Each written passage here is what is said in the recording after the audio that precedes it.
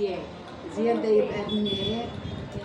انا حفيد بس ابن اخويا ابن بنت اخويا.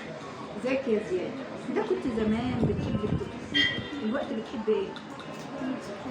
الموتوسيكلات. انت غيار من حاجه لحاجه، عايز تبقى ايه اما تبقى غيار؟ ما شاء الله. كانت سنه ايه يا زياد؟ سنه 5. يعني السنه الجايه وهتبقى ايه؟ طيب يا زياد، بتحب ايه؟ نفسك في ايه؟ وعايز اما تكبر تبقى ايه؟ على فكره زياد على طول عنده خلالات. زياد مش حبيبي بس، ده زياد حبيبي. نفسك اما تكبر تبقى ايه؟ ايوه عايز تبقى ظابط؟ زياد ابوه محامي وهو يبقى ظابط، يبقى ما شاء الله يبقى خدوا القانون من اوله لاخره. طيب نفسك في ايه؟ وبتعرف تغني فيه؟ حافظ قرآن؟ اختار يا زياد. حافظ 3 صور بس.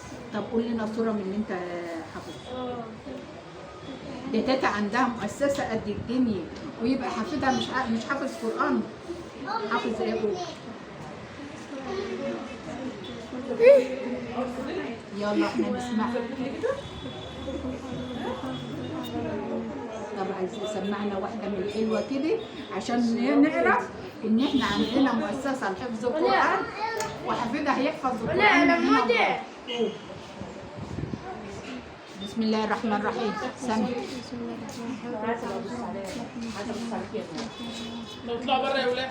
عمتي خدي العيد واطلع بره يا عمتي. صدق الله. اطلع بره.